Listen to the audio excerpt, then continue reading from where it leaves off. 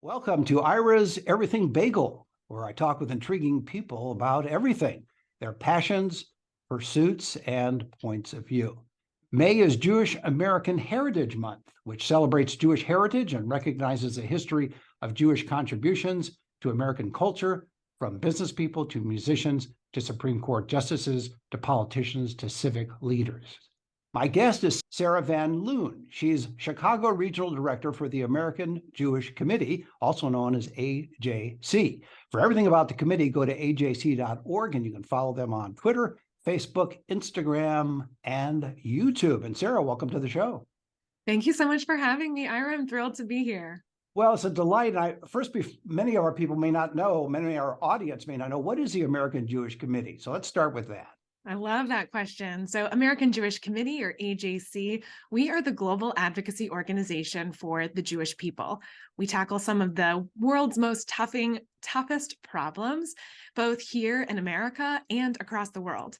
So as you mentioned, I'm the Chicago Regional Director, and I'm one of 25 regions across the United States.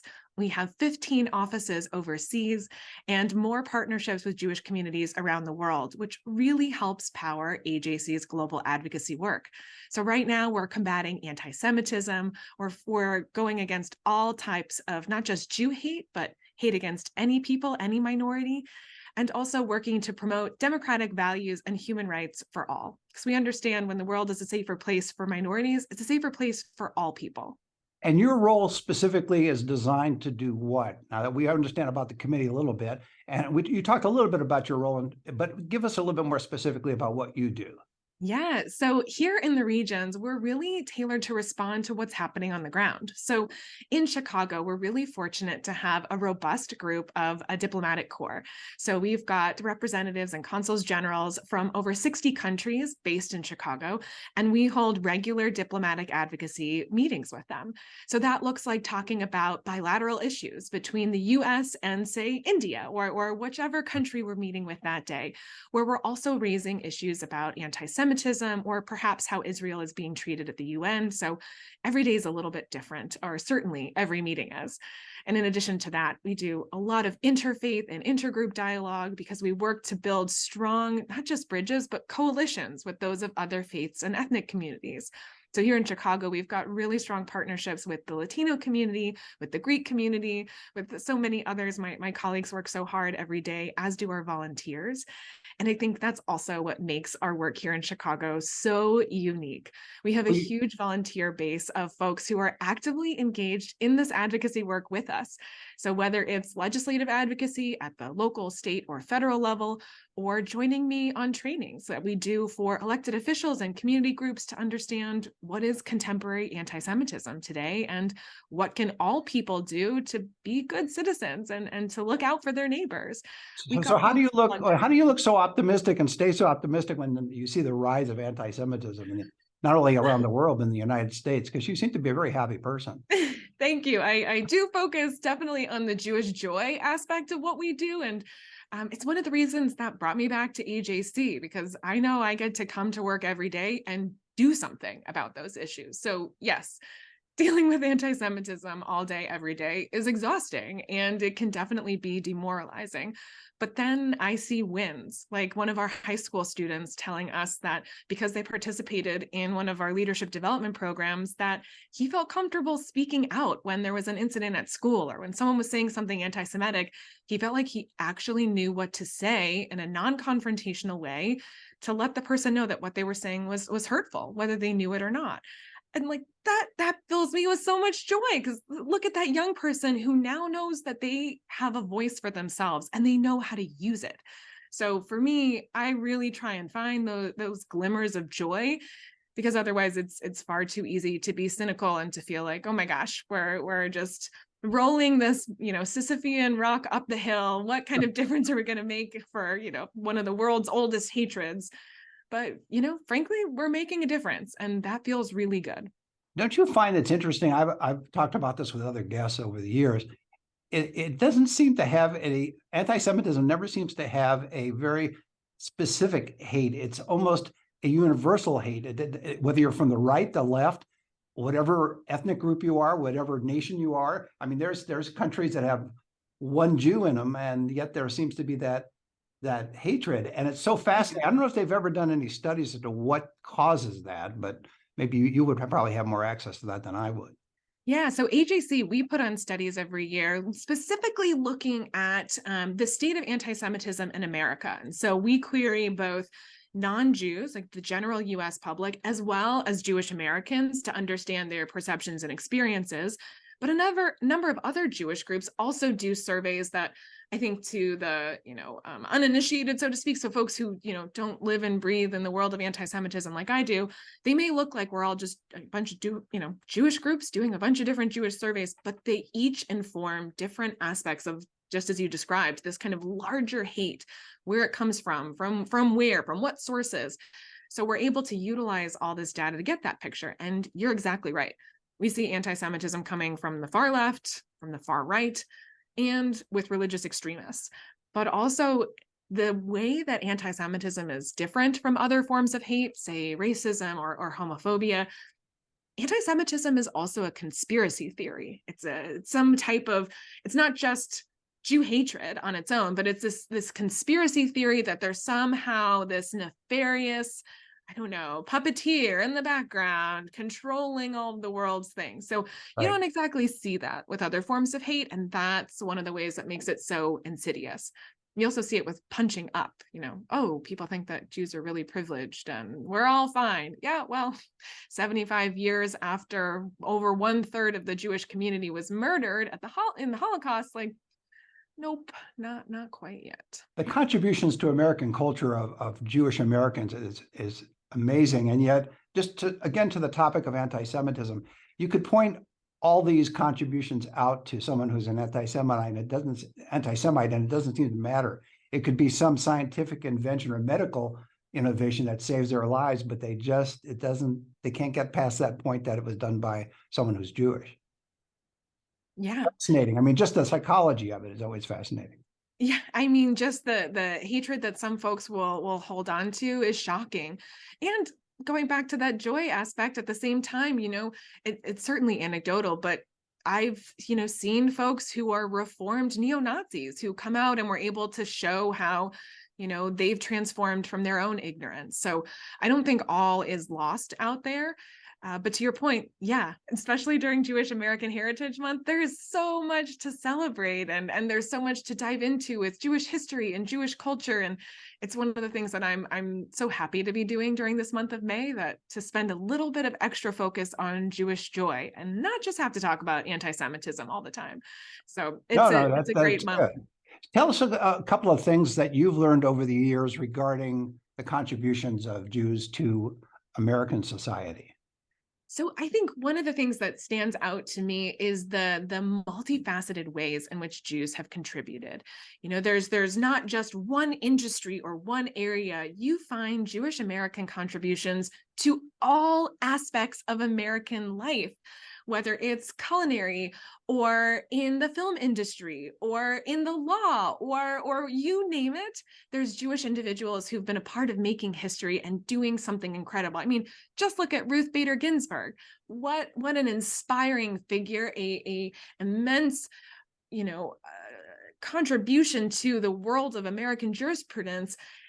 And yet, here she is, a member of our tribe, so to speak. And it's just incredible. We also share this month with Asian American Pacific Islander Heritage Month as well. So it's a great month for those Asian American Jews who are able to celebrate both of their heritages this month, because as you and your listeners may know, I mean, the diversity within the Jewish people is also immense. There's not one type of Jew. There's not one way in which a Jew looks. We're super diverse, both here in America and all around the world. Well, I think that's a common misconception, is people think that they look at it as Jews as a race, and yet at the same time, it's also a religion. So you can have a person who is in India, an Indian citizen who is Jewish, or you can have a Russian citizen who is Jewish, or you can have a Japanese citizen who's Jewish. Though there's not a lot of Jews in Japan, but the point is, it's a multi-level approach, let us say, by people who are Jewish. It can be, your identity is connected in a lot of different ways. It's not just religion. It's not just race. Exactly, exactly. And I think that's one of the things that makes the Jewish people so special, at least to me personally, is that there's such diversity within the Jewish community all around the world. And it's exactly to your point. Jews are not just an ethnicity. We're not just a religion, because there are certainly many atheist Jews. There are certainly, many other Jews who engage religiously, and those that don't. We're some people call us a tribe, some people call us a family, because there's ways to be adopted into the family, so to speak, like I am. So I'm a Jew by choice. My husband is ethnically Jewish. And so it's just one of the ways that make our peoplehood so special and unique. And everyone's diversity also contributes to the kind of special melting pot, so to speak, of Jewish communal life.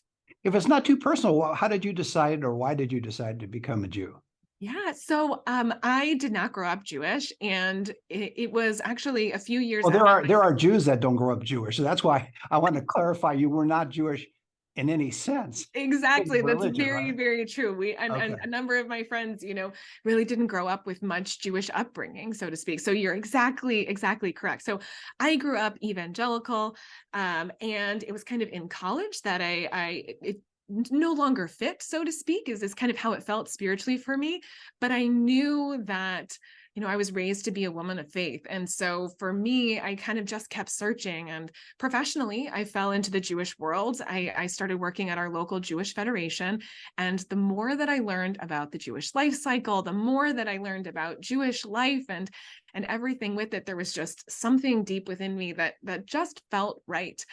So I started up a conversation with a local rabbi here. And 7 years after my husband and I were married, I officially went through the conversion process. And I loved it. I felt like such a nerd, quite frankly, because I loved everything that I was reading and learning and being able to participate in. And so that for me too is just another moment where I was able to point to myself and say, yes, this was right for me. This is where I belong. This is the tribe, so to speak, that I belong best in. And it's just been so personally meaningful and life-giving. I mean, even just take Shabbat. So for the Jewish people, Shabbat starts at sundown on Friday and ends sundown on Saturday. And traditionally, there's no work, and depending on your level of observance or not, there's lots of ways in which one could observe Shabbat. So for me, I've just enjoyed so much figuring out, how am I going to observe and celebrate Shabbat? So for me, one way is just not working, right? I don't do email. I will turn off my notifications, and to have one day, 25 hours where I'm not working, where I'm not focusing on anything else. I can focus on my family and on things that I enjoy and giving back to my community. It's such a rich part of my weekly routine and tradition that once a week I get to focus on those things uninterrupted. And that's just a key value in Judaism, is observing Shabbat. And so that's been such a really special gift in my life. Now, I think it's time, though, for you to do it 100%, not just turn off notifications, turn the phone off altogether, okay? I am a millennial. I am indeed addicted to this small metal box in my hand. But my rabbi during the conversion process, because I didn't, grow up not eating pork or not eating seafood or excuse me, shellfish. So they would tell us during the conversion process, okay, like everything is baby steps, each day or each week, just try and add something new. See maybe if this would fit with your lifestyle or not. So that would be my response. Not yet will I be turning off my phone on Shabbat. Yeah, well, at least you got you're halfway there. The Exactly. notifications are off. So what is the most fascinating thing you found with your work, especially again during American Jewish Heritage Month? What was the most surprising thing you found out about Jewish contributions to American life? So I think one of the most surprising things for me is just how much Jewish American pride runs so deep on a civic level. I've always known that there were Jewish veterans and folks that have contributed to the very safety and security of our whole society, serving in the military and all of that. But I did not know the extent to which Americans have served and really advanced America. And to see that deep American pride, how they can hold simultaneously, without question, both their Jewish pride and sense of belonging in the Jewish community, but also as an American, and to really have deep pride and being willing to sacrifice their life for that, that to me was really moving. So I learned, just as we were getting ready for Jewish American Heritage Month, this was a new fact for me. There were more than 500,000 Jewish Americans who served in World War II. And I had no sense that so many members of our Jewish American community were willing to make that sacrifice for their country, for our country. That was something that was really moving to me. And you see, even still today, so many Jewish Americans serving in the armed forces. And I just think that's really, really special. You seem to be a very positive person. So do you see, with your outreach and your connections with other faiths and your meetings with, as you mentioned earlier, the diplomatic corps, the counselors, et cetera, do you see some hope in combating the rise, which clearly there has been, the rise in anti-Semitism from both the left and the right, and in between, Absolutely. and atop, on bottom? I mean, it's constant. It definitely is constant. Sometimes I feel like I'm playing a game of whack-a-mole, but yes, and I think it's exactly those kinds of conversations, those relationships, those meetings. It may seem so granular. It may seem like it's, how can that really make a difference? But quite frankly, it is exactly on the personal level where this kind of fight makes a difference. AJC, because of how we're set up and how we're structured, I mean, we are also combating it at the very highest levels of governments. And that's one of the reasons why we work to build relationship with our consuls generals here locally. Many of them are committed to the Foreign Service, and so they will often go and serve higher levels within their government. So establishing important relationships here out in the regions is a critical part of our very much long-term game when it comes to combating anti-Semitism. We also work at the highest levels of government to create governmental action plans for how their nation is going to go about combating anti-Semitism. But for me personally, where I see a lot of success is exactly on those granular, those personal levels. And I'm now proud and very nerdy to share, our data backs that up too. So in AJC's recent survey on anti-Semitism in America, or a report that came out from 2022, one of the things that we found, we added a few extra questions this year on the Holocaust, because we wanted to understand folks' understanding and knowledge of, if they had a greater knowledge of the Holocaust, would they have a greater awareness of contemporary anti-Semitism, or more likely to say that anti-Semitism has increased?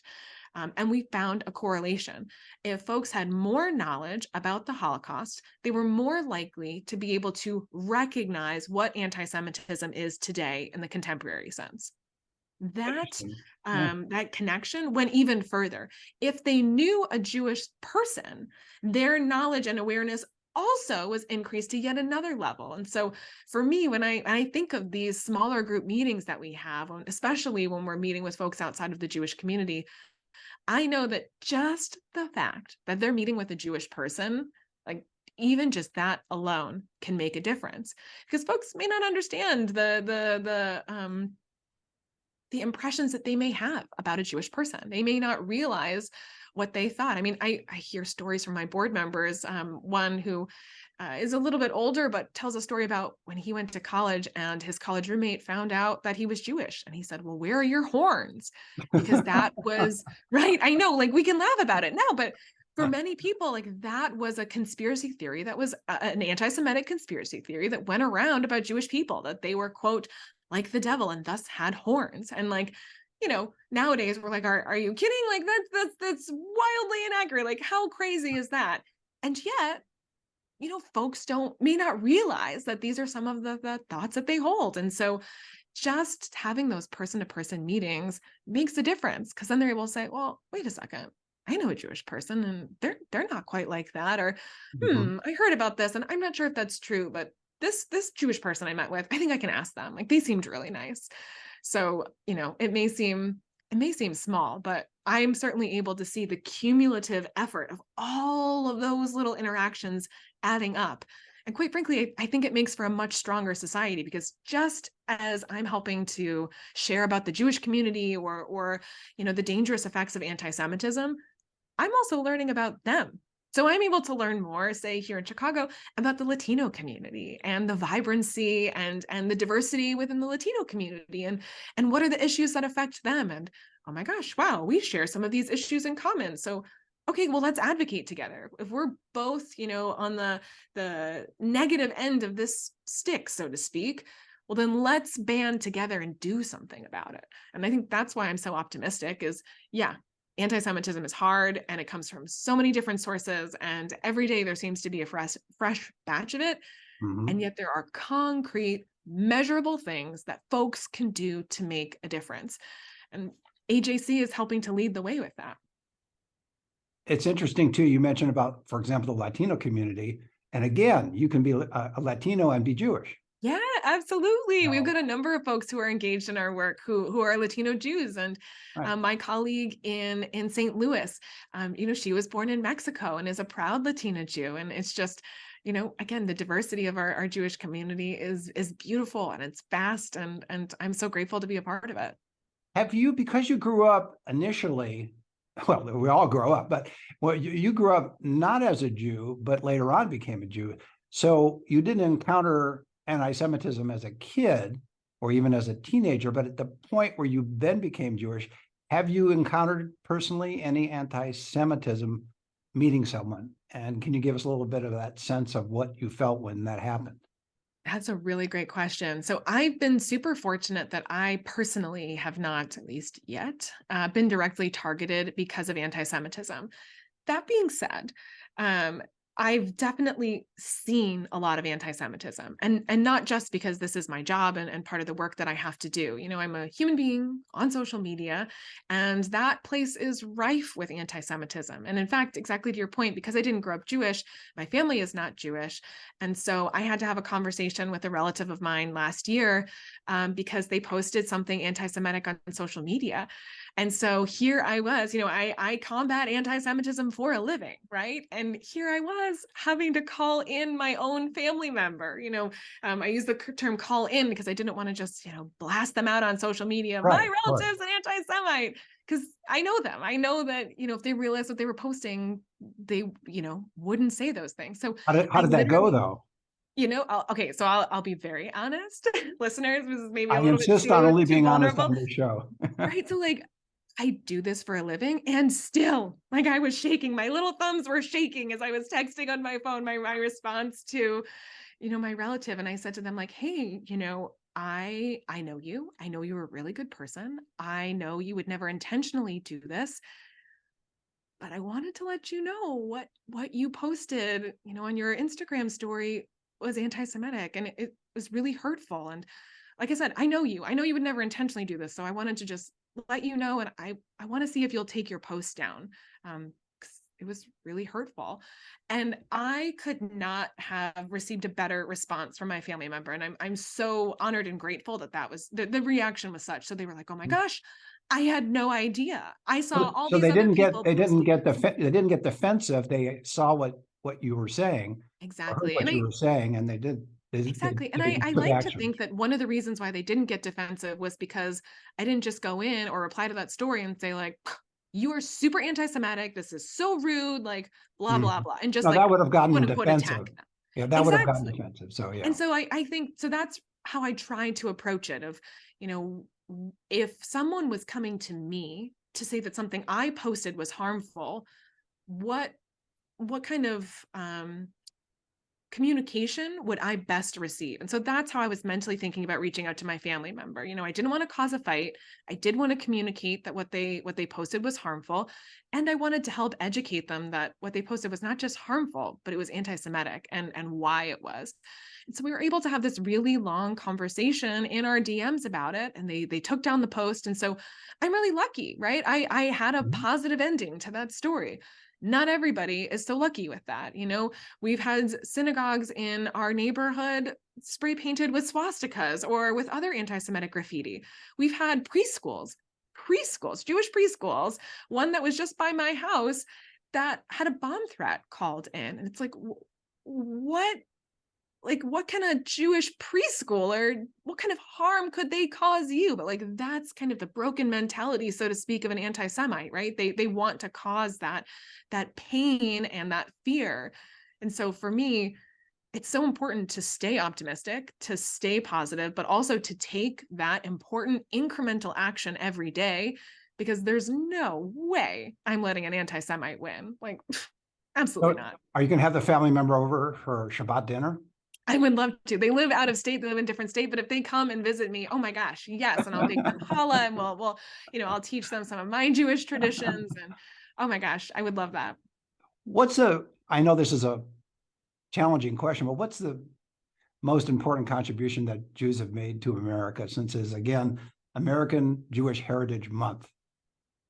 So, I don't think there's any singular contribution that one can point to and say this one was the most important. Whether you think about the 23 adults and children that came to America in 1654, by the way, there's your fun Jewish American history fact for the day. I was there at the time, I remember. Yeah. Yeah.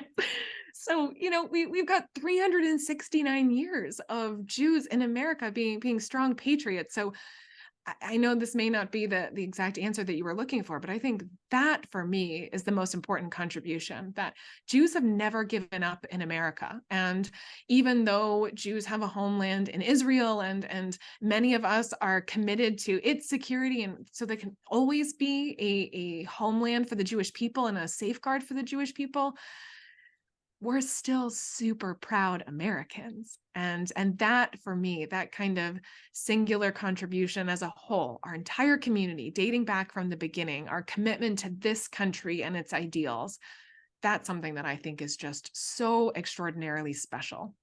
And before I let you go, do you have any advice or suggestions for how people can celebrate American Jewish Heritage Month?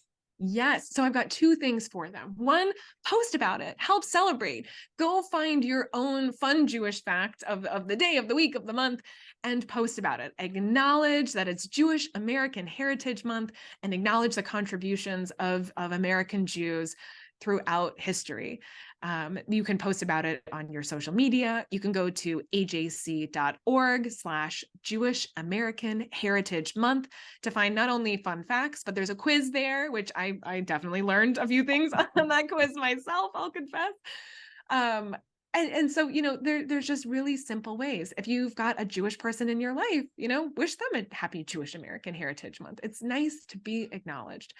And the second thing, in addition to celebrating Jewish joy and focusing on the positive, another really important thing I want to leave your listeners with is educating them on anti-Semitism, because that's a really powerful way to help celebrate the accomplishments of Jewish Americans, is to ensure that the bigotry against us is lessened thanks to playing your small part in it. So you can also go to ajc.org and click on our call to action. So ajc.org/call to action. And that details all sorts of different ways that members of society, whether you're an individual, if you work in a corporation, if you are an elected official, or all sorts of different things, educators, there are specific resources and tools tailored just for you to help educate you about anti-Semitism, and importantly, what you can do about it. Because every single one of us, from the individual all the way up to the kind of meta level, so to speak, all of us can play a role in combating this kind of hate. And I can't think of a better way to end Jewish American Heritage Month than to doing one more thing to help combat that spread of hate.